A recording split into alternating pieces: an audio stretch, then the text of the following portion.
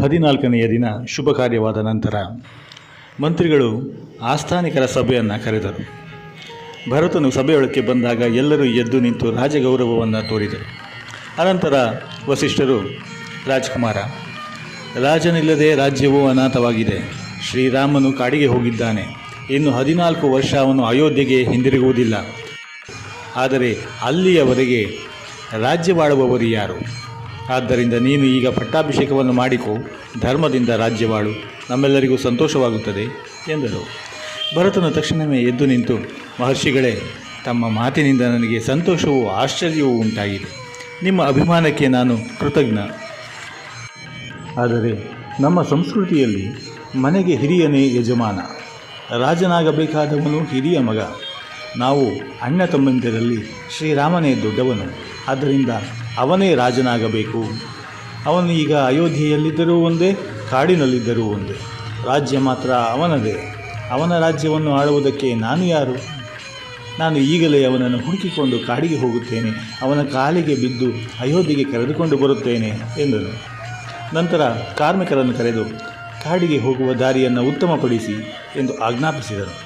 ಭರತನ ಧರ್ಮ ಬುದ್ಧಿಯನ್ನು ಕಂಡು ಎಲ್ಲರಿಗೂ ಬಹಳ ಸಂತೋಷವಾಯಿತು. ಕಾರ್ಮಿಕರು ಕೆಲಸ ಆರಂಭಿಸಿದರು.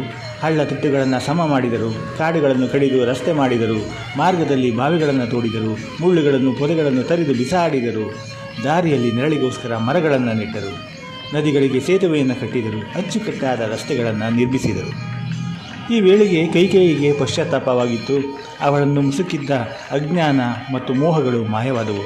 ಅಯ್ಯೋ, ನನ್ನಿಂದ ಇಷ್ಟೆಲ್ಲ ಅನಾಹುತವಾಯಿತೇ ಎಂದು ದುಃಖಿಸಿದಳು. ಯಾವುದೋ ಕೆಟ್ಟ ಗಳಿಗೆಯಲ್ಲಿ ದುಷ್ಟ ಹೆಂಗಸೊಬ್ಬಳ ಮಾತಿನಿಂದ ತಾನು ಹುಚ್ಚಾಗಿ ನಡೆದುಕೊಂಡುದು ನೆನೆದು ಅವಳಿಗೆ ದುಃಖ ಉಮ್ಮಳಿಸಿ ಬಂತು. ಅಯ್ಯೋ, ನನಗೇನು ಬುದ್ಧಿ ಬಂದು ಈ ರೀತಿ ಆಡಿದೆ? ನನ್ನಿಂದ ದಶರಥ ಮರಣ ಹೊಂದಿದ, ಶ್ರೀರಾಮ ಲಕ್ಷ್ಮಣ ಸೀತೆಯರು ಕಾಡಿಗೆ ಹೋದರು, ನನ್ನಂತಹ ಪಾಪಿಗೆ ಸಾವಾದರೂ ಬರಬಾರದೇ ಎಂದು ಕಣ್ಣೀರು ಹರಿಸಿದಳು. ಭರತನು ಕಾಡಿಗೆ ಹೋಗುವ ಸುದ್ದಿ ತಿಳಿಯಿತು. ತಾನೂ ಕಾಡಿಗೆ ಹೋಗುವುದಾಗಿ ನಿಶ್ಚಯಿಸಿದಳು. ನಾನು ಕಾಡಿಗೆ ಹೋಗಿ ಶ್ರೀರಾಮನನ್ನು ಕ್ಷಮೆ ಬಿಡುತ್ತೇನೆ, ಅವನನ್ನು ಅಯೋಧ್ಯೆಗೆ ಹಿಂದಿರುಗುವಂತೆ ಪ್ರಾರ್ಥಿಸಿಕೊಳ್ಳುತ್ತೇನೆ ಎಂದುಕೊಂಡಳು.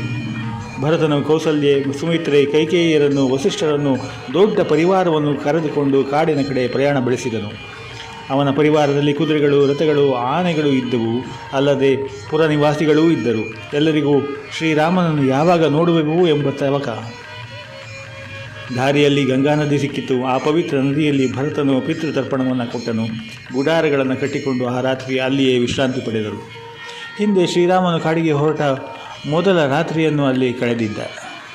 ಅಲ್ಲಿಯ ರಾಜ ಗುಹ ಈಗ ಭರತನು ಬಂದಿರುವ ವಿಷಯ ಅವನಿಗೆ ತಿಳಿಯಿತು. ಭರತನೇಕೆ ಇಲ್ಲಿಗೆ ಬಂದ? ಶ್ರೀರಾಮನಿಗೆ ಏನೂ ತೊಂದರೆಯಾಗದಿದ್ದರೆ ಸಾಕು ಎಂದುಕೊಂಡು ಭರತನ ಬಳಿಗೆ ಬಂದ. ಭರತನು, ಗುಹ, ನಾನು ಶ್ರೀರಾಮನ ತಮ್ಮ, ನಮ್ಮ ಅಣ್ಣನನ್ನು ಹುಡುಕಿಕೊಂಡು ಬಂದಿದ್ದೇನೆ. ಅವನ ರಾಜ್ಯವನ್ನು ಅವನಿಗೆ ಒಪ್ಪಿಸಬೇಕಾಗಿದೆ. ಈಗ ಶ್ರೀರಾಮನು ಎಲ್ಲಿರುವನೆಂದು ನಿನಗೆ ಗೊತ್ತೇ ಎಂದು ಕೇಳಿದನು. ಭರತನ ಮಾತುಗಳನ್ನು ಕೇಳಿ ಗುಹನಿಗೆ ಸಮಾಧಾನವಾಯಿತು. ಹಾಗೆಯೇ ವಿಶಾಲ ಬುದ್ಧಿಯನ್ನು ನೋಡಿ ಸಂತೋಷವೂ ಆಯಿತು. ಅವನು, ರಾಜಕುಮಾರ, ನೀನು ಈ ರಾತ್ರಿ ಇಲ್ಲೇ ವಿಶ್ರಾಂತಿ ತೆಗೆದುಕೋ. ನಾಳೆ ಬೆಳಗಾದ ಕೂಡಲೇ ದಾರಿ ತೋರಿಸುವ ವ್ಯವಸ್ಥೆ ಮಾಡುತ್ತೇನೆ ಎಂದನು. ಭರತನು, ಗುಹ, ಶ್ರೀರಾಮನು ಕಾಡನ್ನು ಪ್ರವೇಶಿಸುವ ಹಿಂದಿನ ರಾತ್ರಿ ನಿನ್ನ ಬಳಿಯೇ ಇದ್ದನಲ್ಲವೇ? ಅವನು ಮಲಗಿದ್ದ ಸ್ಥಳ ಯಾವುದು ಎಂದು ಕೇಳಿದನು. ಗುಹನು ಭರತನನ್ನು ಅಲ್ಲಿಗೆ ಕರೆದುಕೊಂಡು ಹೋಗಿ, ರಾಜಕುಮಾರ, ಶ್ರೀರಾಮ ಸೀತೆಯರು ಇಲ್ಲಿಯೇ ಮಲಗಿದ್ದರು. ಅವರು ನಾನು ಕೊಟ್ಟ ಆಹಾರವನ್ನು ಸ್ವೀಕರಿಸಲಿಲ್ಲ, ಕೇವಲ ಗಂಗಾಜಲವನ್ನು ಮಾತ್ರ ಕುಡಿದರು. ಹಂಸತೂಲಿಕಾ ತಲ್ಪದ ಮೇಲೆ ಮಲಗದೆ ಹುಲ್ಲಿನ ಮೇಲೆ ಮಲಗಿಕೊಂಡರು. ಲಕ್ಷ್ಮಣನು ರಾತ್ರಿಯೆಲ್ಲ ಎಚ್ಚರವಾಗಿದ್ದು ಅವರಿಗೆ ಕಾವಲಿದ್ದನು ಎಂದನು. ಭರತನ ಕಣ್ಣೀರು ತುಂಬಿಕೊಂಡು, ಆಹಾ ವಿಧಿಯೇ, ರಾಜನಾಗಬೇಕಾಗಿದ್ದ ಶ್ರೀರಾಮ ಹುಲ್ಲಿನ ಮೇಲೆ ಮಲಗಬೇಕಾಯಿತೆ. ಮೃಷ್ಟಾನ್ನ ಭೋಜನವನ್ನು ತ್ಯಜಿಸಿ ಬರಿಯ ನೀರಿನಿಂದ ಹೊಟ್ಟೆ ತುಂಬಿಸಿಕೊಳ್ಳಬೇಕಾಯಿತೆ. ಮಲಗಿಕೊಂಡಾಗ ಹುಲ್ಲು ಮೈಯನ್ನು ಚುಚ್ಚಲಿಲ್ಲವೇ? ಅವರಿಬ್ಬರಿಗೂ ನಿದ್ದೆ ಹೇಗೆ ಬಂತು? ಗೀತವಾದ್ಯಗಳ ಮಂಗಳ ಧ್ವನಿಯನ್ನು ಕೇಳಿ ಎಚ್ಚರಿಗೊಳ್ಳಬೇಕಾದ ಶ್ರೀರಾಮನು ಕಾಡಿನಲ್ಲಿ ಕ್ರೂರ ಮೃಗಗಳ ಭಯಂಕರ ಗರ್ಜನೆಯನ್ನು ಕೇಳಿ ಎಚ್ಚರಗೊಳ್ಳಬೇಕೆ? ಇದು ಸರಿಯಲ್ಲ. ಎಂದಿನಿಂದ ನಾನು ಹಾಸಿಗೆಯ ಮೇಲೆ ಮಲಗಲಾರೆ. ಹುಲ್ಲೇ ನನ್ನ ಹಾಸಿಗೆ. ಹಣ್ಣು ಹಂಪಲುಗಳಿಂದ ಹೊಟ್ಟೆ ತುಂಬಿಸಿಕೊಳ್ಳುತ್ತೇನೆ, ನಾರುಮುಡಿ ಉಡುತ್ತೇನೆ. ಲಕ್ಷ್ಮಣನೇ ನನಗಿಂತ ಭಾಗ್ಯಶಾಲಿ. ಅಣ್ಣನ ಸೇವೆ ಮಾಡುವ ಸೌಭಾಗ್ಯ ಅವನಿಗೆ ಲಭಿಸಿತು ಎಂದುಕೊಂಡನು. ಮಾರನೆಯ ದಿನ ಬೇಗ ಎದ್ದರು. ಗುಹನು 500 ನೌಕೆಗಳನ್ನು ತರುವಂತೆ ತನ್ನ ಸೇವಕರಿಗೆ ಆಜ್ಞಾಪಿಸಿದನು. ನೌಕೆಗಳು ಗಂಟೆಗಳನ್ನು ದೊಡ್ಡ ದೊಡ್ಡ ಪತಾಕೆಗಳನ್ನು ಹೊಂದಿದ್ದವು. ನೌಕೆಗಳಲ್ಲಿ ಗಾಳಿಯು ಹಿತವಾಗಿ ಬೀಸುತ್ತಿತ್ತು. ಭರತನು ಅವನ ಬಂಧುಗಳು ನೌಕೆಗಳನ್ನು ಹತ್ತಿದರು. ಕೆಲವು ಸೈನಿಕರು ನದಿಗಳನ್ನು ತೆಪ್ಪದ ಸಹಾಯದಿಂದ ದಾಟಿದರು. ಮಾವುತರು ಆನೆಗಳನ್ನು ನದಿಯಲ್ಲಿ ನಡೆಸಿಕೊಂಡು ಬಂದರು. ಹಲವರು ಈಜುತ್ತಾ ನದಿಯನ್ನು ಹಾಯ್ದರು. ಎಲ್ಲರೂ ಪ್ರಯಾಗವನ್ನು ತಲುಪಿದರು. ದೋಣಿಯಿಂದ ಇಳಿದರು. ತನ್ನ ಸೈನಿಕರಿಗೆ ವಿಶ್ರಮಿಸಿಕೊಳ್ಳುವಂತೆ ಹೇಳಿ ಭರತನು ಭಾರದ್ವಾಜ ಮುನಿಗಳ ಆಶ್ರಮಕ್ಕೆ ಹೊರಟನು. ಆಶ್ರಮಕ್ಕೆ ಹೋಗುವ ಮೊದಲು ತಲೆಯ ಮೇಲೆ ಧರಿಸಿದ್ದ ಉಡುಪನ್ನು ತೆಗೆದು ಪಂಚೆ ಇಟ್ಟುಕೊಂಡನು. ಉತ್ತರೀಯವನ್ನು ಹೊದ್ದುಕೊಂಡು ಮಂತ್ರಿಗಳನ್ನು ಇತರರನ್ನು ದೂರದಲ್ಲಿ ನಿಲ್ಲಿಸಿ ವಸಿಷ್ಠರ ಹಿಂದೆ ತಾನೊಬ್ಬನೇ ಆಶ್ರಮಕ್ಕೆ ಹೊರಟನು. ಭಾರದ್ವಾಜರು ವಸಿಷ್ಠರನ್ನು ಭರತನನ್ನು ಸ್ವಾಗತಿಸಿದರು. ಭರತನು ಭಾರದ್ವಾಜರಿಗೆ ನಮಸ್ಕರಿಸಿ, ಮಹರ್ಷಿಗಳೇ, ನಾನು ಶ್ರೀರಾಮನನ್ನು ಹುಡುಕಿಕೊಂಡು ಬಂದಿದ್ದೇನೆ. ಅವನ ರಾಜ್ಯವನ್ನು ಅವನಿಗೆ ಒಪ್ಪಿಸಬೇಕೆಂದು ಶ್ರೀರಾಮನನ್ನು ಹುಡುಕುತ್ತಿದ್ದೇನೆ. ಆತನು ಎಲ್ಲಿರುವನೆಂದು ನಿಮಗೆ ತಿಳಿದಿದ್ದರೆ ದಯವಿಟ್ಟು ತಿಳಿಸಿ ಎಂದನು. ಭಾರದ್ವಾಜರು, ಭರತ, ನಿನ್ನದು ಉದಾರ ಮನಸ್ಸು. ಕೈಗೆ ಬಂದಿರುವ ರಾಜ್ಯವನ್ನು ಬೇಡ ಎನ್ನುತ್ತಿದ್ದೀಯೆ. ನಿನ್ನ ಕೀರ್ತಿ ಎಲ್ಲ ಕಡೆ ಬೆಳಗಲಿ. ಶ್ರೀರಾಮನು ಚಿತ್ರಕೂಟದಲ್ಲಿದ್ದಾನೆ. ನೀವೆಲ್ಲರೂ ಈ ರಾತ್ರಿ ಇಲ್ಲಿಯೇ ಇದ್ದು ನಾಳೆಯ ದಿನ ಪ್ರಯಾಣವನ್ನು ಬೆಳೆಸಿ ಎಂದರು. ಭರತನ ಪರಿವಾರಕ್ಕೆ ಭಾರೀ ಔತಣವನ್ನೇ ಏರ್ಪಡಿಸಿದರು. ಪ್ರಾತಃ ಕಾಲವಾಯಿತು. ಭಾರದ್ವಾಜರು, ಭರತ, ಇಲ್ಲಿಗೆ 2.5 ಯೋಜನ ದೂರದಲ್ಲಿ ಚಿತ್ರಕೂಟ ಎಂಬ ಪರ್ವತವಿದೆ. ಅದು ಬೆಟ್ಟಗಳಿಂದಲೂ ನದಿಗಳಿಂದಲೂ ಅರಣ್ಯಗಳಿಂದಲೂ ಕೂಡಿ ಸುಂದರವಾಗಿದೆ. ಪರ್ವತದ ಉತ್ತರದಲ್ಲಿ ಮಂದಾಕಿನಿ ನದಿ ಹರಿಯುತ್ತಿದೆ. ನದಿಯ ಪಕ್ಕದಲ್ಲಿರುವ ಗಿಡಗಳು ಸುಂದರವಾದ ಹೂಗಳಿಂದ ಕಂಗೊಳಿಸುತ್ತಿವೆ. ಶ್ರೀರಾಮ, ಲಕ್ಷ್ಮಣ, ಸೀತೆಯರು ಅಲ್ಲಿ ಪರ್ಣಕುಟಿಯನ್ನು ಕಟ್ಟಿಕೊಂಡು ವಾಸವಾಗಿದ್ದಾರೆ. ನೀನು ಹೋಗಿ ಬಾ, ನಿನಗೆ ಒಳ್ಳೆಯದಾಗಲಿ ಎಂದು ಆಶೀರ್ವದಿಸಿದರು. ಭರತನು ತನ್ನ ಪರಿವಾರದೊಡನೆ ಚಿತ್ರಕೂಟದ ಕಡೆಗೆ ಪ್ರಯಾಣ ಬೆಳೆಸಿದನು. ಅವರು ಹಾಗೆಯೇ ಅನೇಕ ನದಿಗಳನ್ನು, ಅರಣ್ಯಗಳನ್ನು, ಬೆಟ್ಟಗಳನ್ನು ದಾಟಿ ಒಂದು ದೊಡ್ಡ ವನ ಪ್ರದೇಶಕ್ಕೆ ಬಂದರು. ಆ ಕಾಡಿನಲ್ಲಿ ಅನೇಕ ಆನೆಗಳಿದ್ದವು. ಪ್ರಶತ, ಮರು ಎಂಬ ಜಿಂಕೆಗಳು, ಕರಡಿಗಳು ಓಡಾಡುತ್ತಿದ್ದವು. ಅವುಗಳನ್ನು ನೋಡಿ ಭರತನು ವಸಿಷ್ಠರನ್ನು ಕುರಿತು, ಮಹಾತ್ಮರೇ, ಭಾರದ್ವಾಜರು ಹೇಳಿದ ಆಶ್ರಮ ಇದೇ ಎಂದು ತೋರುತ್ತದೆ. ಅಗೋ, ಅದೇ ಮಂದಾಕಿನಿ ನದಿ, ಇದೇ ಚಿತ್ರಕೂಟ ಪರ್ವತ. ತಪ್ಪಲುಗಳು ಸುಂದರವಾಗಿದೆ. ಮರಗಳಿಂದ ಹೂಗಳು ನಿರಂತರವಾಗಿ ಉದುರುತ್ತಿದೆ. ಅತ್ತ ಕಿನ್ನರರು ಸಂಚರಿಸುತ್ತಿದ್ದಾರೆ. ನೀರಿನಲ್ಲಿ ಮೊಸಳೆಗಳಿರುವಂತೆ ಈ ಕಾಡಿನಲ್ಲಿ ಅನೇಕ ಕ್ರೂರ ಪ್ರಾಣಿಗಳಿವೆ. ನಮ್ಮ ಸೈನ್ಯವನ್ನು ನೋಡಿ ಜಿಂಕೆಗಳು ಚೆಂಗನೆ ಹಾರಿ ದೂರ ಸರಿಯುತ್ತಿದೆ. ನವಿಲುಗಳು ಬೆಟ್ಟದ ಕಡೆ ಓಡುತ್ತಿದೆ. ಈ ಸ್ಥಳ ಬಹಳ ಸೊಬಗಿನಿಂದ ಕೂಡಿದೆ, ಸ್ವರ್ಗದಂತೆಯೇ ಇದೆ. ಈಗ ಸೈನಿಕರು ಮುಂದೆ ಹೋಗಿ ಅಡವಿಯನ್ನು ಶೋಧಿಸಲಿ. ಶ್ರೀರಾಮ ಲಕ್ಷ್ಮಣರು ಕಾಣುವವರೆಗೂ ಅರಣ್ಯವನ್ನು ಹುಡುಕಲಿ ಎಂದನು. ಸೈನಿಕರು ಹಾಗೆಯೇ ಅಡವಿಯಲ್ಲಿ ಸಂಚರಿಸಿದರು. ದೂರದಲ್ಲಿ ಒಂದು ಕಡೆ ಹೊಗೆಯಾಡುತ್ತಿತ್ತು. ಅದನ್ನು ಕಂಡು ಭರತನ ಬಳಿಗೆ ಹಿಂದಿರುಗಿದರು. ವಿಷಯವನ್ನು ತಿಳಿಸಿದರು. ಭರತನು, ಸರಿ, ನೀವು ಇಲ್ಲಿಯೇ ಇರಿ, ನಾನು ಕೆಲವು ಸೈನಿಕರನ್ನು ಕರೆದುಕೊಂಡು ಅಲ್ಲಿಗೆ ಹೋಗುತ್ತೇನೆ ಎಂದನು. ನಂತರ ಸುಮಂತ ಮುಂತಾದ ಕೆಲವು ಪ್ರಮುಖರನ್ನು ಕರೆದುಕೊಂಡು ಸೈನಿಕರು ತೋರಿದ ಜಾಗದ ಕಡೆಗೆ ಹೊರಟನು. ಇತರರು ಅಲ್ಲಿಯೇ ನಿಂತರು. ಆ ಸಮಯದಲ್ಲಿ ಶ್ರೀರಾಮನು ಪರ್ವತದಲ್ಲಿ ಸೀತೆಯೊಡನೆ ಸಂಚರಿಸುತ್ತಾ ಪ್ರಕೃತಿ ಸೌಂದರ್ಯವನ್ನು ಸವಿಯುತ್ತಿದ್ದನು. ಅವನ ಮನಸ್ಸು ಬಹಳ ಉಲ್ಲಾಸಗೊಂಡಿತ್ತು. ಅವನು ಸೀತಾದೇವಿಯನ್ನು ಕುರಿತು, ಸೀತೆ, ಈ ಸುಂದರ ದೃಶ್ಯಗಳನ್ನು ನೋಡು. ಇಲ್ಲಿ ನಾನಾ ಬಗೆಯ ಹಕ್ಕಿಗಳು ಹಾರಾಡುತ್ತಿವೆ. ಶಿಖರಗಳು ಆಕಾಶವನ್ನು ಭೇದಿಸುವಂತೆ ಎತ್ತರವಾಗಿದೆ. ಈ ಪ್ರದೇಶದ ಕೆಲವು ಭಾಗಗಳು ಬೆಳ್ಳಿಯಂತೆ ಹೊಳೆಯುತ್ತಿದೆ, ಮತ್ತು ಕೆಲವು ರಕ್ತದಂತೆ ಕೆಂಪಾಗಿದೆ. ಹಲವು ಬೆಂಕಿಯ ಜ್ವಾಲೆಯಂತೆಯೂ ಪಾದರಸದಂತೆಯೂ ಇವೆ. ಇಲ್ಲಿ ಹುಲಿಗಳು, ಚಿರತೆಗಳು ಇವೆ. ಕರಡಿಗಳು ಹಿಂಡು ಹಿಂಡಾಗಿವೆ. ಆದರೆ ಇದು ಋಷಿ ಮುನಿಗಳ ತಪಸ್ಸಿನಿಂದ ಪುಣ್ಯಸ್ಥಳವಾಗಿದೆ. ಆದ್ದರಿಂದ ಆ ಕ್ರೂರ ಮೃಗಗಳು ಯಾರನ್ನೂ ಹಿಂಸಿಸುವುದಿಲ್ಲ. ಈ ಕಾಡಿನಲ್ಲಿ ಕ್ರೂರ ಪ್ರಾಣಿಗಳು ಸಾಧು ಪ್ರಾಣಿಗಳಂತೆ ಒಟ್ಟಿಗೆ ವಾಸಿಸುತ್ತವೆ. ಹುಲಿಯು, ಹಸುವು ಒಂದೇ ಕೊಳದಲ್ಲಿ ಅಕ್ಕಪಕ್ಕದಲ್ಲಿ ನಿಂತು ನೀರು ಕುಡಿಯುತ್ತದೆ. ಇದೆಲ್ಲ ಋಷಿಗಳ ತಪಸ್ಸಿನ ಪ್ರಭಾವ. ಒಳ್ಳೆಯವರ ಸಹವಾಸದಲ್ಲಿದ್ದರೆ ಎಲ್ಲರಿಗೂ ಒಳ್ಳೆಯ ಬುದ್ಧಿಯೇ ಬರುತ್ತದೆ ಎಂದನು. ಅಲ್ಲಿಗೆ ಲಕ್ಷ್ಮಣನು ಬಂದು ಅವರನ್ನು ಸೇರಿಕೊಂಡನು. ಅಷ್ಟು ಹೊತ್ತಿಗೆ ಕಾಡಿನ ಪ್ರಾಣಿಗಳು ದಿಕ್ಕಾಪಾಲಾಗಿ ಹೆದರಿ ಓಡಿ ಹೋಗುತ್ತಿರುವುದನ್ನು ಶ್ರೀರಾಮನು ನೋಡಿದನು. ಅವನು, ಲಕ್ಷ್ಮಣ, ಇದೇಕೆ ಪ್ರಾಣಿಗಳು ಭಯದಿಂದ ಓಡುತ್ತಿವೆಯಲ್ಲ? ಯಾರಾದರೂ ಬೇಟೆಗಾರರು ಅವನ್ನು ಅಟ್ಟಿಸಿಕೊಂಡು ಬಂದಿರುವವರೇ ನೋಡು ಎಂದನು. ಲಕ್ಷ್ಮಣನು ಒಂದು ದೊಡ್ಡ ಮರವನ್ನು ಹತ್ತಿ ಸುತ್ತಲೂ ನೋಡಿದನು. ಅವನಿಗೆ ಭರತನು ಅವನ ಸೈನಿಕರು ಗೋಚರಿಸಿದರು. ಲಕ್ಷ್ಮಣನು ಕೂಡಲೇ ಕೆಳಗೆ ಇಳಿದು ಬಂದು, ಅಣ್ಣ, ಭರತನು ತನ್ನ ಸೈನ್ಯದೊಡನೆ ಇಲ್ಲಿಗೆ ಬರುತ್ತಿದ್ದಾನೆ. ಅವನಿಗೆ ನಿನ್ನ ರಾಜ್ಯವೊಂದೇ ಸಾಲದೆಂದು ತೋರುತ್ತದೆ. ನಮ್ಮನ್ನು ಯುದ್ಧ ಮಾಡಿ ಸೋಲಿಸಬೇಕೆಂದು ಬರುತ್ತಿದ್ದಾನೆ. ಬರಲಿ, ನಾವಿಬ್ಬರು ಅವನನ್ನು ಸದೆ ಬಡಿಯೋಣ ಎಂದನು. ಶ್ರೀರಾಮ, ಲಕ್ಷ್ಮಣ, ಸುಮ್ಮನೆ ಕೋಪಿಸಿಕೊಳ್ಳಬೇಡ. ಸರಿಯಾಗಿ ವಿಚಾರ ಮಾಡದೆ ಮಾತನಾಡಬೇಡ. ಕೇವಲ ಊಹೆಯಿಂದಲೇ ಇತರರು ಹೀಗೆ ಹಾಗೆ ಎಂದು ಭಾವಿಸಬಾರದು. ಭರತನು ನಮ್ಮ ಮೇಲೆ ಯುದ್ಧಕ್ಕೆ ಬಂದಿದ್ದಾನೆಂದು ನಾವೇಕೆ ಯೋಚಿಸಬೇಕು? ಅವನು ಮಹಾಧಾರ್ಮಿಕ. ಭರತನ ಮನಸ್ಸು ನನಗೆ ಗೊತ್ತು. ಬಹುಶಃ ಅವನು ನಮ್ಮನ್ನು ಅಯೋಧ್ಯೆಗೆ ಕರೆದುಕೊಂಡು ಹೋಗಲು ಬಂದಿರಬಹುದು. ನಾವು ಕಾಡಿಗೆ ಬಂದಿರುವುದರಿಂದ ಅವನ ಮನಸ್ಸಿಗೆ ಬಹಳ ಬೇಸರವಾಗಿದೆ. ಅದಕ್ಕಾಗಿಯೇ ಅವನು ಇಲ್ಲಿಗೆ ಬಂದಿದ್ದಾನೆ, ಇದು ಖಂಡಿತ. ನಾವು ಅವನನ್ನು ಎದುರುಗೊಳ್ಳೋಣ, ಆದರದಿಂದ ಬರಮಾಡಿಕೊಳ್ಳೋಣ ಎಂದು ಪರ್ಣಕುಟಿಯೊಳಕ್ಕೆ ಬಂದನು. ಅದೇ ಸಮಯಕ್ಕೆ ಸರಿಯಾಗಿ ಭರತನು ಪರ್ಣಕುಟಿಯ ಬಳಿಗೆ ಬಂದನು. ದರ್ಭಾಸನದ ಮೇಲೆ ಕುಳಿತಿದ್ದ ಶ್ರೀರಾಮ ಸೀತೆಯನ್ನು ನೋಡಿದನು. ಅವನಿಗೆ ಸಂತೋಷ, ಸುಖ, ದುಃಖ, ಅಳು ಎಲ್ಲವೂ ಒಟ್ಟಿಗೆ ಬಂದವು. ಅವನ ಮೈ ನಡುಗಿತು, ಗಂಟಲ ನರಗಳು ಉಬ್ಬಿಕೊಂಡವು, ಕಣ್ಣು ಮಂಜಾಯಿತು. ಶ್ರೀರಾಮನ ಪಾದಗಳನ್ನು ಮುಟ್ಟಲೆಂದು ಬೇಗನೆ ಹೆಜ್ಜೆ ಹಾಕಿದನು. ಆದರೆ ಭಾವೋದ್ರೇಕದಿಂದ ಹಾಗೆಯೇ ಕುಸಿದು ಬಿದ್ದು ಮೂರ್ಛೆ ಹೋದನು. ಶ್ರೀರಾಮನು ಓಡಿ ಬಂದು ಭರತನನ್ನು ಎಬ್ಬಿಸಿದನು. ಭರತನು ಎಚ್ಚರಗೊಂಡು ಗಟ್ಟಿಯಾಗಿ ಅಳುತ್ತಾ ಶ್ರೀರಾಮನ ಪಾದ ಮುಟ್ಟಿ ನಮಸ್ಕರಿಸಿದನು. ಶ್ರೀರಾಮನು ತಮ್ಮನನ್ನು ಭರಸೆಳೆದು ಅಪ್ಪಿಕೊಂಡನು. ಅಲ್ಲಿದ್ದವನ ಮನಸ್ಸನ್ನು ಆ ದೃಶ್ಯ ಕಲಕಿ ಬಿಟ್ಟಿತು. ಎಲ್ಲರ ಕಣ್ಣಿನಲ್ಲೂ ಕಂಬನಿ ಒಸರಿತು. ಶ್ರೀರಾಮನು ನಾರುಮಡಿಯನ್ನುಟ್ಟು ಜಟಾಧಾರಿಯಾಗಿದ್ದ ಭರತನನ್ನು ಕುರಿತು, ಭರತ, ಇದೇನು ಕಾಡಿಗೆಕ್ಕೆ ಬಂದೆ? ತಂದೆಯವರೆಲ್ಲಿ? ಅವರ ಆರೋಗ್ಯ ಹೇಗಿದೆ?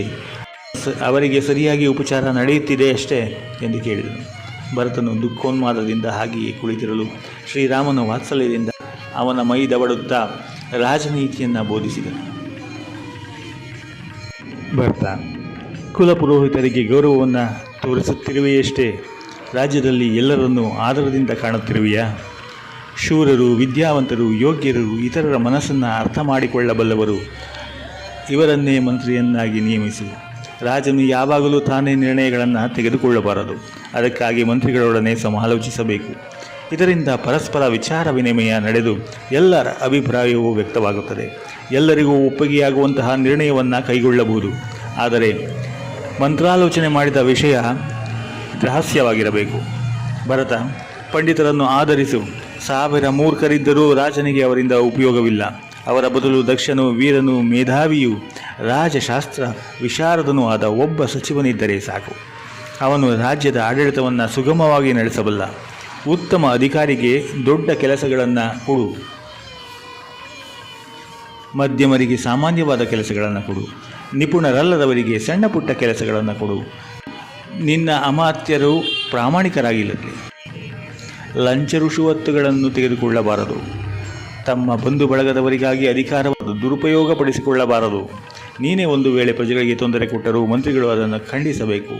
ಅವರು ನಿನ್ನ ಹೊಗಳುಭಟ್ಟರಾಗಬಾರದು. ಭರತ, ಪ್ರಜೆಗಳನ್ನು ಪ್ರೀತಿ ವಿಶ್ವಾಸದಿಂದ ಕಾಣು. ನಿನ್ನ ಪ್ರಜೆಗಳು ಧರ್ಮಿಷ್ಠರೇ, ಸತ್ಯ ಮಾರ್ಗದಲ್ಲಿ ನಡೆಯುತ್ತಿದ್ದಾರೆಯೇ ಎಂಬುದನ್ನು ಗಮನಿಸಬೇಕು. ರೋಗವನ್ನು ಗುಣಪಡಿಸದೆ ಬರೀ ಹಣವನ್ನೇ ಕೇಳುವ ವೈದ್ಯನನ್ನು, ಕೃತಜ್ಞತೆ ಇಲ್ಲದೆ ಯಜಮಾನನನ್ನೇ ಬೈಯುವ ಸೇವಕನನ್ನು, ಬಡವರ ಹೊಟ್ಟೆಯ ಮೇಲೆ ಹೊಡೆದು ಹಣ ಸಂಪಾದಿಸುವವರನ್ನು ನಿರ್ದಾಕ್ಷಿಣ್ಯವಾಗಿ ದಂಡಿಸು. ದೇಶದ್ರೋಹಿಗಳ ಚಟುವಟಿಕೆಗಳನ್ನು ಕಂಡುಹಿಡಿಯಲು ಗೂಢಚಾರರನ್ನು ನೇಮಿಸು. ಸೈನ್ಯವನ್ನು ಎಂದಿಗೂ ಉಪೇಕ್ಷಿಸಬೇಡ. ದೇಶದ ಗಡಿಗಳನ್ನು ರಕ್ಷಿಸುವವರು ಅವರು. ಯುದ್ಧದಲ್ಲಿ ತಮ್ಮ ಪ್ರಾಣವನ್ನೇ ಪಣವಾಗಿಟ್ಟು ಕಾದಾಡುವವರು. ಸೈನಿಕರನ್ನು ಎಲ್ಲರೂ ಗೌರವಿಸಬೇಕು. ನಿನ್ನ ಸೇನಾಧಿಪತಿಯು ಸಮರ್ಥನಾಗಿರಲಿ. ಅವನು ಅತ್ಯಂತ ಶ್ರೇಷ್ಠ ರಾಜಭಕ್ತನಾಗಿರಬೇಕು. ತನ್ನ ದೇಶದ ಬಗ್ಗೆ ಉತ್ಕಟವಾದ ಅಭಿಮಾನವನ್ನು ಹೊಂದಿರಬೇಕು. ನಿನ್ನ ಸೇವಕರಿಗೂ ವೇತನಗಳನ್ನು ನಿಗದಿಯಾಗುವ ಕಾಲಕ್ಕೆ ಕೊಡುತ್ತಿರು. ವೇತನವನ್ನು ಕಮ್ಮಿ ಮಾಡುವುದಾಗಲಿ ತಡವಾಗಿ ಕೊಡುವುದಾಗಲಿ ಬೇಡ. ನಮ್ಮನ್ನೇ ನಂಬಿರುವ ಜನಕ್ಕೆ ಎಂದಿಗೂ ತೊಂದರೆ ಕೊಡಬೇಡ. ರಾಜ್ಯವನ್ನಾಳಲು ನಿನಗೆ ಹೆಚ್ಚು ತೊಂದರೆಯಾಗುವುದಿಲ್ಲ. ಏಕೆಂದರೆ ಅಯೋಧ್ಯೆಯ ಪ್ರಜೆಗಳು ತಮ್ಮ ನಾಗರಿಕ ಹೊಣೆಗಳನ್ನು ಅರಿತವರು. ಅಯೋಧ್ಯೆಯ ತುಂಬ ದೇವಸ್ಥಾನಗಳಿವೆ, ಅರವಟ್ಟಿಗೆಗಳು, ಸರೋವರಗಳು ಅಸಂಖ್ಯಾತವಾಗಿವೆ. ಎಲ್ಲರಿಗೂ ಜಮೀನಿದೆ. ಕೃಷಿಯು ಚೆನ್ನಾಗಿ ನಡೆಯುತ್ತಿದೆ. ದನಕರುಗಳನ್ನು ಸಾಕಿದ್ದಾರೆ. ಕೃಷಿಯನ್ನು ಜೀವನ ಸಾಗಿಸುವವರು ಗೋಪಾಲಕರು ನಿನ್ನ ಪ್ರೀತಿಗೆ ಪಾತ್ರರಾಗಿದ್ದಾರೆ ತಾನೆ? ಏಕೆಂದರೆ ದೇಶದ ಅಭಿವೃದ್ಧಿ ಇವರುಗಳಿಂದಲೇ ಸಾಧ್ಯ. ವಾಣಿಜ್ಯ ಉದ್ಯಮದಿಂದ ದೇಶವು ಪ್ರಗತಿಯನ್ನು ಹೊಂದುತ್ತದೆ. ಆದರೆ ದೇಶದ ಆರ್ಥಿಕ ಪರಿಸ್ಥಿತಿಯು ಏರುಪೇರಾಗದಂತೆ ಜಾಗ್ರತೆ ವಹಿಸು. ವಿವಿಧ ಜಾತಿ ಮತಗಳ ಜನರು ಪರಸ್ಪರ ಹೊಂದಿಕೊಂಡಿದ್ದಾರೆಯೇ? ಸಾರ್ವಜನಿಕ ಉತ್ಸವಗಳು, ಸಮಾರಂಭಗಳು ನಡೆಯುತ್ತಿವೆಯಷ್ಟೇ. ಇಂತಹ ಸಾಮೂಹಿಕ ಸಮಾರಂಭಗಳಿಂದಲೇ ಎಲ್ಲ ಜನರು ಪರಸ್ಪರ ಪ್ರೀತಿ, ಆದರ, ವಿಶ್ವಾಸಗಳು ಹುಟ್ಟುತ್ತವೆ. ನಾವೆಲ್ಲ ಒಂದೇ ಮನೆಯವರು ಎಂಬ ಭಾವನೆ ಮೂಡುತ್ತದೆ. ಭರತ, ನಿನ್ನ ರಾಜ್ಯದಲ್ಲಿ ಕಳ್ಳರಿಗೆ ತಕ್ಕ ಶಿಕ್ಷೆಯಾಗುತ್ತಿದೆಯಷ್ಟೇ. ಬಡವನಿಗೂ ಶ್ರೀಮಂತನಿಗೂ ವಿವಾದವಾದಾಗ ನಿನ್ನ ಮಂತ್ರಿಗಳು ದುಡ್ಡಿನ ಆಸೆಗಾಗಿ ಶ್ರೀಮಂತನ ಪಕ್ಷ ವಹಿಸದಂತೆ ಜಾಗರೂಕನಾಗಿರುವೆ ತಾನೇ? ರಾಜ್ಯದಲ್ಲಿ ಯಾರಿಗೂ ಅನ್ಯಾಯ ಆಗಬಾರದು. ನ್ಯಾಯಾಧೀಶರು ವಿಚಾರಣೆಯನ್ನು ನಡೆಸಿ ನಿಷ್ಪಕ್ಷಪಾತದಿಂದ ತೀರ್ಮಾನಕ್ಕೆ ಬರಬೇಕು. ಯಾವ ರಾಜ್ಯದಲ್ಲಿ ಪ್ರಜೆಗಳು ಅನ್ಯಾಯದಿಂದ ನರಳುವರೋ ಅಂತಹ ರಾಜ್ಯ ಎಂದಿಗೂ ಶ್ರೇಯಸ್ಸನ್ನು ಹೊಂದಲಾರದು. ರಾಜನು 14 ತಪ್ಪುಗಳನ್ನು ಮಾಡುವ ಸಂದರ್ಭಗಳಿರುತ್ತವೆ. ನಾಸ್ತಿಕ ಬುದ್ಧಿ ಎಂದರೆ ದೇವರಲ್ಲಿ ನಂಬಿಕೆ ಇಲ್ಲದಿರುವುದು, ಸುಳ್ಳು ಹೇಳುವುದು, ಕಾರಣವಿಲ್ಲದೆ ಕೋಪಿಸಿಕೊಳ್ಳುವುದು, ಎಚ್ಚರಿಕೆ ಇಲ್ಲದೇ ಇರುವುದು, ಸೋಮಾರಿಯಾಗಿರುವುದು, ಒಳ್ಳೆಯವರೊಡನೆ ಸಂಬಂಧ ಬೆಳೆಸದಿರುವುದು, ಸುಖ ಲೂಲುಪತಿಯಲ್ಲಿ ಮಗ್ನನಾಗಿರುವುದು, ಕೆಲಸವನ್ನು ನಿಧಾನವಾಗಿ ಮಾಡುವುದು, ಮಂತ್ರಿಗಳೊಡನೆ ವಿಚಾರ ಮಾಡದೆ ತಾನೇ ನಿರ್ಧಾರಗಳನ್ನು ತೆಗೆದುಕೊಳ್ಳುವುದು, ಅವಿವೇಕಿಗಳೊಡನೆ ರಾಜಕಾರಣವನ್ನು ಚರ್ಚಿಸುವುದು, ನಿಶ್ಚಯಿಸಿದ ಕಾರ್ಯಗಳು ಆರಂಭಿಸದಿರುವುದು, ದೇಶದ ಹಿತದೃಷ್ಟಿಯಿಂದ ರಹಸ್ಯವಾಗಿರಬೇಕಾದ ಸಂಗತಿಗಳನ್ನು ಬಹಿರಂಗಪಡಿಸುವುದು, ಮಂಗಳಕರವಾದ ಕಾರ್ಯಗಳನ್ನು ಮಾಡದಿರುವುದು, ಎಲ್ಲ ಶತ್ರುಗಳ ಮೇಲೂ ಒಟ್ಟಿಗೆ ಯುದ್ಧವನ್ನು ಆರಂಭಿಸುವುದು. ಈ 14 ರಾಜದೋಷಗಳು. ಇದಕ್ಕೆ ಅವಕಾಶ ಕೊಡಬೇಡ. ಮುಷ್ಟಾನ್ನ ಭೋಜನಗಳನ್ನು ನೀನೊಬ್ಬನೇ ತಿನ್ನಬೇಡ. ಹಲವಾರು ಜನರಿಗೆ ಹಂಚಿ ಅವರೊಂದಿಗೆ ಊಟ ಮಾಡು. ರಾಜನಿಗೆ ಬಾಹುಬಲವೂ ಬೇಕು, ಜೊತೆಗೆ ಬುದ್ಧಿಬಲವೂ ಬೇಕು. ಅಂತಹ ರಾಜನು ಇಡೀ ಭೂಮಂಡಲವನ್ನೇ ಆಳಬಲ್ಲ, ತನ್ನ ಪ್ರಜೆಗಳನ್ನು ಸರಿಯಾಗಿ ಪಾಲಿಸಬಲ್ಲ. ಭರತ, ನೀನು ಆ ರೀತಿ ರಾಜ್ಯ ಆಳಬೇಕು. ನಮ್ಮ ವಂಶದ ಹಿರಿಯರು ರಾಜ್ಯ ಆಳಿದ್ದು ಹೀಗೆಯೇ. ನಿನ್ನಿಂದ ನಮ್ಮ ವಂಶದ ಕೀರ್ತಿ ಸೂರ್ಯಚಂದ್ರರಿರುವವರೆಗೆ ಬೆಳಗಬೇಕು ಎಂದು ಭರತನ ಬೆನ್ನು ಚಪ್ಪರಿಸಿದನು. ಭರತನಿಗೆ ಇನ್ನೂ ತಡೆದುಕೊಳ್ಳಲಾಗಲಿಲ್ಲ. ಕಣ್ಣೀರ ಕೋಡಿ ಹರಿಯುತ್ತಿರಲು ಗದ್ಗತಿನಾಗಿ, ಅಣ್ಣ, ನಾನು ಧರ್ಮಭ್ರಷ್ಟ. ನನಗೇಕೆ ರಾಜಧರ್ಮವನ್ನು ಬೋಧಿಸುತ್ತಿರುವೆ? ನಾನು ರಾಜನಾಗಿಲ್ಲ. ಆ ಯೋಗ್ಯತೆ ನನಗೆ ಇಲ್ಲವೂ ಇಲ್ಲ. ನೀನು ನನ್ನೊಡನೆ ಅಯೋಧ್ಯೆಗೆ ಬಾ. ರಾಜನಾಗಿ ನಮ್ಮನ್ನು ಆಳು. ಈಗ ಅಯೋಧ್ಯೆ ರಾಜನಿಲ್ಲದ ರಾಜ್ಯವಾಗಿದೆ. ದಶರಥ ಮಹಾರಾಜರು ನಿನ್ನ ವಿಯೋಗದಿಂದ ಮರಣ ಹೊಂದಿದ ಕೊನೆಯ ಘಳಿಗೆಯವರೆಗೂ ಮಹಾರಾಜ ನಿನ್ನನ್ನೇ ಧ್ಯಾನಿಸುತ್ತಿದ್ದನಂತೆ. ತಂದೆಯ ಮರಣ ಸಮಯದಲ್ಲಿ ನಾನು ಸಮೀಪದಲ್ಲಿರಲಿಲ್ಲ ಎಂದನು. ತಂದೆಯ ಮರಣದ ಸುದ್ದಿಯನ್ನು ಕೇಳಿ ಶ್ರೀರಾಮ ಎಚ್ಚರ ತಪ್ಪಿದನು. ಭರತ ಲಕ್ಷ್ಮಣರು ಅವನನ್ನು ಉಪಚರಿಸಿ ಎಚ್ಚರಗೊಳಿಸಿದರು. ಶ್ರೀರಾಮ ತಂದೆಯ ಗುಣಗಾನ ಮಾಡುತ್ತಾ ಅವರ ಅನಿರೀಕ್ಷಿತ ಮರಣಕ್ಕಾಗಿ ಶೋಕಿಸಿದನು. ದಶರಥನ ಮರಣದ ವಾರ್ತೆಯನ್ನು ಕೇಳಿ ಲಕ್ಷ್ಮಣ ಸೀತೆಯರಿಗೂ ಅತೀವ ದುಃಖವಾಯಿತು. ಭರತನೇ ಅವರೆಲ್ಲರನ್ನು ಸಂತೈಸಿದನು. ಶ್ರೀರಾಮ ಲಕ್ಷ್ಮಣರು ತಂದೆಗೆ ತರ್ಪಣವನ್ನು ಅರ್ಪಿಸಿದರು. ಇತ್ತ ಕೌಸಲ್ಯೆ ಮುಂತಾದವರಿಗೂ ಸೈನಿಕರಿಗೂ ಪುರಜನರಿಗೂ ಶ್ರೀರಾಮನನ್ನು ಕಾಣಬೇಕೆಂಬ ತವಕ ಹೆಚ್ಚಿ ಎಲ್ಲರೂ ಪರ್ಣಕುಟಿಯ ಬಳಿಗೆ ಬಂದರು. ಪುರಜನರು ಶ್ರೀರಾಮನಿಗೆ ಅಡ್ಡಬಿದ್ದರು. ಶ್ರೀರಾಮನು ತಾಯಂದಿರಿಗೂ ವಸಿಷ್ಠರಿಗೂ ನಮಸ್ಕರಿಸಿದನು. ಅವರೆಲ್ಲ ಪರಸ್ಪರ ಆಲಂಗಿಸಿಕೊಳ್ಳುತ್ತಾ ಒಂದೇ ಸಮಯದಲ್ಲಿ ಸುಖ ದುಃಖಗಳನ್ನು ಅನುಭವಿಸುತ್ತಾ ಕಂಬನಿ ಸುರಿಸುತ್ತಿದ್ದುದು ಒಂದು ಅಪರೂಪದ ದೃಶ್ಯವಾಗಿತ್ತು. ಎಲ್ಲರೂ ಅಲ್ಲಿಯೇ ಕುಳಿತುಕೊಂಡರು. ಪರಸ್ಪರ ಯೋಗಕ್ಷೇಮಗಳನ್ನು ವಿಚಾರಿಸಿದರು. ಆಗ ಶ್ರೀರಾಮನ ದೃಷ್ಟಿ ಭರತನ ಉಡುಪಿನ ಕಡೆ ಹರಿಯಿತು. ಭರತನು ರಾಜನಿಗೆ ಉಚಿತವಾದ ಪೋಷಾಕನ್ನು ಧರಿಸಲಿಲ್ಲ.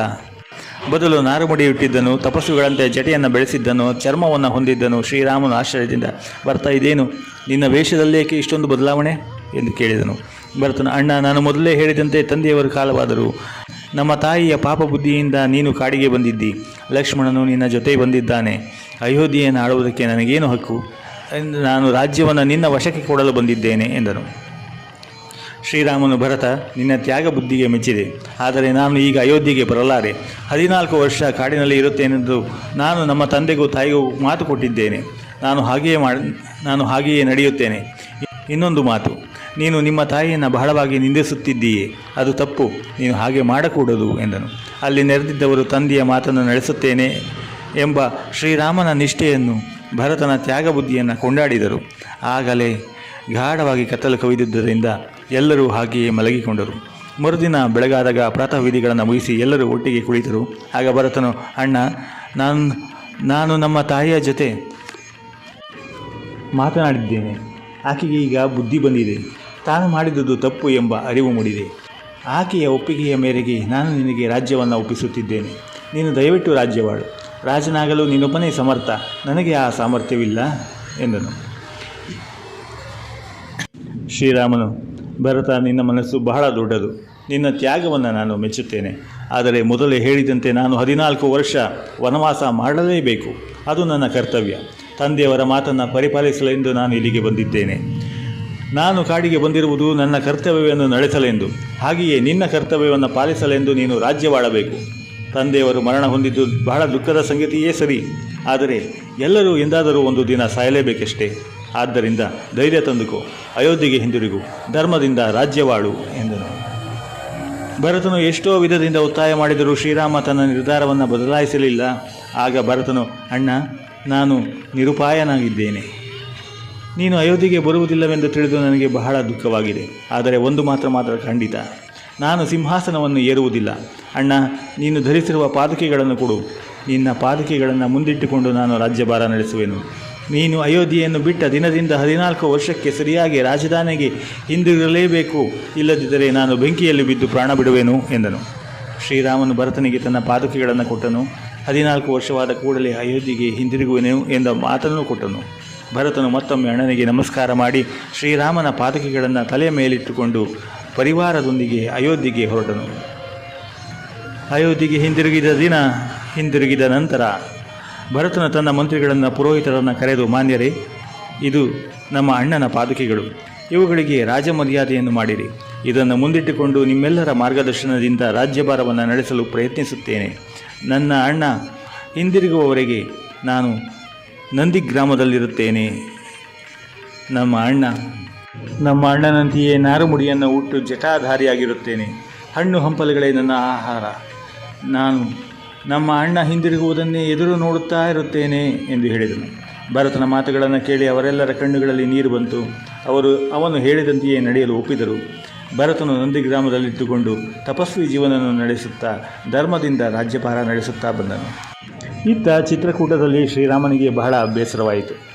ಆ ಸ್ಥಳ ಬಹಳ ಸುಂದರವಾಗಿಯೇ ಇದ್ದರೂ ತನ್ನನ್ನು ನೋಡಲು ಬಂದಿದ್ದ ತನ್ನ ತಮ್ಮ ಹಾಗೂ ತಾಯಂದಿರ ನೆನಪಾಗುತ್ತಿತ್ತು. ಆದ್ದರಿಂದ ಸ್ಥಳ ಬದಲಾಯಿಸಬೇಕೆಂದು ಶ್ರೀರಾಮ ನಿರ್ಧರಿಸಿದ. ಚಿತ್ರಕೂಟ ಪರ್ವತವನ್ನು ಬಿಟ್ಟು ಲಕ್ಷ್ಮಣ ಸೀತೆಯರೊಡನೆ ಅತ್ರಿ ಮುನಿಗಳ ಆಶ್ರಮಕ್ಕೆ ಬಂದ. ಅತ್ರಿ ಮುನಿಗಳ ಪತ್ನಿ ಅನಸೂಯೆ. ಆಕೆಯು ಬಹುದೊಡ್ಡ ತಪಸ್ವಿನಿ, ಪತಿವ್ರತ ಶಿರೋಮಣಿ. ಹಿಂದೊಮ್ಮೆ ಲೋಕದಲ್ಲಿ ಮಳೆ ಇಲ್ಲದ ಭೀಕರ ಕ್ಷಾಮ ಉಂಟಾಗಿತ್ತು. ಆಗ ಅನಸೂಯೆ ತನ್ನ ತಪಸ್ಸಿನ ಬಲದಿಂದ ಹಣ್ಣುಗಳನ್ನು ಸೃಷ್ಟಿಸಿದಳು. ಬತ್ತಿ ಹೋದ ನದಿಗಳಲ್ಲಿ ನೀರು ಹರಿಯುವಂತೆ ಮಾಡಿದಳು.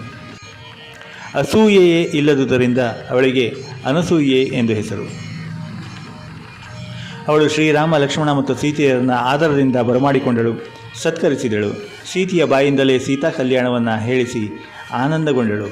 ಸೀತೆಗೆ ಪಾತಿವ್ರತ್ಯದ ಹಿರಿಮೆಯನ್ನು ವಿವರಿಸಿ ಹೇಳಿದಳು. ಶ್ರೀರಾಮನು ತನ್ನ ತಮ್ಮ ಮತ್ತು ಪತ್ನಿಯರೊಳಗೂಡಿ ಮಹರ್ಷಿಗಳಿಗೂ ಅನಸೂಯಾದೇವಿಗೂ ನಮಸ್ಕರಿಸಿದನು. ಅತ್ರಿ ಮಹರ್ಷಿಗಳ ಆತಿಥ್ಯವನ್ನು ಸ್ವೀಕರಿಸಿದನು. ನಂತರ ಭೀಕರವಾದ ದಂಡಕಾರಣ್ಯವನ್ನು ಪ್ರವೇಶಿಸಿದನು. ದಂಡಕಾರಣ್ಯ ಒಂದು ಬಹುದೊಡ್ಡ ಕಾಡು. ಅದರಲ್ಲಿ ಪ್ರಾಣಿಗಳು, ಪಕ್ಷಿಗಳು ಅಸಂಖ್ಯಾತವಾಗಿದ್ದವು. ಅನೇಕ ಋಷಿಗಳು ಆಶ್ರಮಗಳನ್ನು ಕಟ್ಟಿಕೊಂಡು ವಾಸ ಮಾಡುತ್ತಿದ್ದರು. ತಪೋನಿರತರಾದ ಆ ಋಷಿಗಳ ದಿವ್ಯಾಶ್ರಮಗಳು ಎಲ್ಲರ ಮನಸ್ಸಿನಲ್ಲೂ ಪೂಜ್ಯ ಭಾವನೆಯನ್ನು ಉಂಟು ಮಾಡುತ್ತಿದ್ದವು. ಶ್ರೀರಾಮ ದಂಡಕಾರ್ಯವನ್ನು ಪ್ರವೇಶಿಸಿದ ಕೂಡಲೇ ಅಲ್ಲಿದ್ದ ಋಷಿಗಳು ಅವನನ್ನು ಆದರದಿಂದ ಸ್ವಾಗತಿಸಿದರು. ಶ್ರೀರಾಮನು ಅವರಿಗೆ ನಮಸ್ಕರಿಸಿ ಕುಶಲ ಪ್ರಶ್ನೆ ಮಾಡಿದನು. ಅವರು, ಶ್ರೀರಾಮ, ಈಗ ನೀನು ನಮ್ಮ ಪಾಲಿನ ದೇವರ ಹಾಗೆ ಬಂದಿದ್ದೀಯೆ. ನಾವು ಇಲ್ಲಿ ತಪೋನಿರತರಾಗಿದ್ದೇವೆ. ಆದರೆ ದುಷ್ಟರಾದ ರಾಕ್ಷಸರಿಗೆ ಯಾವಾಗಲೂ ನಮ್ಮ ತಪಸ್ಸನ್ನು ಕೆಡಿಸುವುದೇ ಕೆಲಸವಾಗಿಬಿಟ್ಟಿದೆ. ಇದರಿಂದ ನಮಗೆ ಬಹಳ ತೊಂದರೆಯಾಗುತ್ತಿದೆ. ನಾವು ತಪಸ್ವಿಗಳಾದುದರಿಂದ ಸಂಯಮ ಕಳೆದುಕೊಳ್ಳುವಂತಿಲ್ಲ. ಅವರಿಗೆ ಶಾಪ ಕೊಡುವ ಹಾಗೂ ಇಲ್ಲ. ಆದುದರಿಂದ ನೀನೇ ನಮ್ಮನ್ನು ರಕ್ಷಿಸಬೇಕು ಎಂದರು. ಶ್ರೀರಾಮನು, ಋಷಿಗಳೇ, ನೀವು ಚಿಂತಿಸಬೇಡಿ. ನಾನು ನನ್ನ ತಮ್ಮನು ಧನುರ್ಧಾರಿಗಳಾಗಿದ್ದು ನಿಮಗೆ ಕಾವಲಿರುತ್ತೇವೆ. ಈ ರಾಕ್ಷಸರಿಗೆ ನಮ್ಮ ಬಾಹುಬಲದ ಪರಿಚಯವಿಲ್ಲವೆಂದು ಕಾಣುತ್ತದೆ. ನಾವು ಅವರನ್ನು ನೋಡಿಕೊಳ್ಳುತ್ತೇವೆ. ನೀವು ರಾಕ್ಷಸರ ಭಯವನ್ನು ಬಿಟ್ಟು ನಿಮ್ಮ ತಪಸ್ಸಿನಲ್ಲಿ ಮಗ್ನರಾಗಿ ಎಂದು ಆಶ್ವಾಸನೆಯನ್ನು ಕೊಟ್ಟು ಮುಂದೆ ನಡೆದರು. ಹಾಗೆಯೇ ಪ್ರಯಾಣ ಬೆಳೆಸುತ್ತಿದ್ದಾಗ ಅವರಿಗೊಬ್ಬ ಕುರೂಪಿ ರಾಕ್ಷಸ ಅಡ್ಡವಾದ. ಅವನು ಬಹಳ ಎತ್ತರವಾಗಿದ್ದ, ದಪ್ಪ ಹೊಟ್ಟೆ, ಉದ್ದವಾದ ಕೈಕಾಲುಗಳು, ಕೋರೆ ಹಲ್ಲುಗಳಿಂದ ಕೂಡಿ ಭಯಂಕರನಾಗಿದ್ದ. ಅವನೇ ವಿರಾಧ. ವಿರಾಧನಿಗೆ ರಾಮ ಲಕ್ಷ್ಮಣನ ನೋಡಿ ಆಶ್ಚರ್ಯವಾಯಿತು. ಅವನೆದುರಿಗೆ ಮನುಷ್ಯರು ಧೈರ್ಯದಿಂದ ಬಂದುದೇ ಇಲ್ಲ. ಅವನು ಶ್ರೀರಾಮ, ಲಕ್ಷ್ಮಣ, ಸೀತೆಯರನ್ನು ಮತ್ತೊಮ್ಮೆ ನೋಡಿದ. ಸೀತೆಯ ಸೌಂದರ್ಯವನ್ನು ನೋಡಿ ಅವನ ಬುದ್ಧಿ ಮುರಳಾಯಿತು. ಸೀತಾದೇವಿಯ ಬಳಿಗೆ ನುಗ್ಗಿದ. ಆಕೆಯನ್ನು ಹೆಗಲ ಮೇಲಿಟ್ಟುಕೊಂಡು ಓಡತೊಡಗಿದ. ಶ್ರೀರಾಮ ಲಕ್ಷ್ಮಣರು ಅವನನ್ನು ಅಟ್ಟಿಸಿಕೊಂಡು ಬಂದರು. ತಮ್ಮ ಬಿಲ್ಲುಗಳಿಂದ ಚೂಪಾದ ಬಾಣಗಳನ್ನು ಬಿಟ್ಟು ಅವನ ಕೈ ಕತ್ತರಿಸಿದರು. ವಿರಹದ ಸೀತೆಯನ್ನು ಕೆಳಗಿಳಿಸಿ ಅವರೊಡನೆ ಯುದ್ಧಕ್ಕೆ ನಿಂತ. ರಾಮ ಲಕ್ಷ್ಮಣರು ವಿವಿಧ ಅಸ್ತ್ರಗಳನ್ನು ಪ್ರಯೋಗಿಸಿದರು, ನೆಲಕ್ಕೆ ಕೆಡವಿದರು. ಆದರೆ ಅವನ ಪ್ರಾಣ ತೆಗೆಯಲು ಮಾತ್ರ ಸಾಧ್ಯವಾಗಲಿಲ್ಲ. ಆಗ ವಿರಾಧನೆ, ಶ್ರೀರಾಮ, ನೀನು ಯಾರೆಂಬುದು ನನಗೆ ಈಗ ತಿಳಿಯಿತು. ನೀನು ದಶರಥನ ಮಗ ಶ್ರೀರಾಮ. ನನ್ನ ರೂಪವನ್ನು ನೋಡಿ ನಾನೊಬ್ಬ ರಾಕ್ಷಸನೆಂದು ತಿಳಿಯಬೇಡ. ನಾನು ಹಿಂದೆ ಕುಬೇರನ ಆಸ್ಥಾನದಲ್ಲಿದ್ದ ಗಂಧರ್ವ. ನನ್ನ ಹೆಸರು ತುಂಬುರ. ನಾನು ಒಂದು ತಪ್ಪು ಕೆಲಸ ಮಾಡಿದ್ದರಿಂದ ನನ್ನನ್ನು ರಾಕ್ಷಸನಾಗೆಂದು ಕುಬೇರ ಶಪಿಸಿದ. ಮುಂದೆ ದಶರಥನ ಮಗ ಶ್ರೀರಾಮ ಬಂದು ನಿನ್ನನ್ನು ನೆಲದಲ್ಲಿ ಹೂತು ಸಾಯಿಸಿದಾಗ ನಿನಗೆ ಶಾಪ ವಿಮೋಚನೆಯಾಗುತ್ತದೆ ಎಂದ. ಈಗ ಆ ಸುಮುಹೂರ್ತ ಬಂದಿದೆ. ನೀವು ಒಂದು ದೊಡ್ಡದಾದ ಹಳ್ಳವನ್ನು ತೆಗೆದು ನನ್ನ ದೇಹವನ್ನು ಅದರಲ್ಲಿ ಹೂತು ಬಿಡಿ. ನನ್ನ ಶಾಪ ವಿಮೋಚನೆಯಾಗುತ್ತದೆ ಎಂದ. ಶ್ರೀರಾಮ ಲಕ್ಷ್ಮಣರು ಹಾಗೆಯೇ ಮಾಡಿದರು. ವಿರಾಧ ಮರಣ ಹೊಂದಿದ. ತುಂಬುರರ ಶಾಪ ವಿಮೋಚನೆಯಾಯಿತು. ಶ್ರೀರಾಮ ತನ್ನ ಪ್ರಯಾಣವನ್ನು ಮುಂದುವರಿಸಿದ. ಅಲ್ಲಿದ್ದ ಮಹಾತಪಸ್ವಿಗಳು ಶ್ರೀರಾಮನ ಬಳಿ ಸಾರಿ ರಾಕ್ಷಸರಿಂದ ತಮಗೆ ಒದಗುತ್ತಿರುವ ಅಪಾರವಾದ ಕಷ್ಟಗಳನ್ನು, ತಮ್ಮ ಅಸಹಾಯಕತೆಯನ್ನು ಕುರಿತು ಹೇಳಿದರು. ಶ್ರೀರಾಮನಿಂದ ರಕ್ಷಣೆಯನ್ನು ಕೋರಿದರು. ಶ್ರೀರಾಮನು ಅವರಿಗೆಲ್ಲ ಅಭಯ ಪ್ರದಾನವನ್ನು ಮಾಡಿದನು.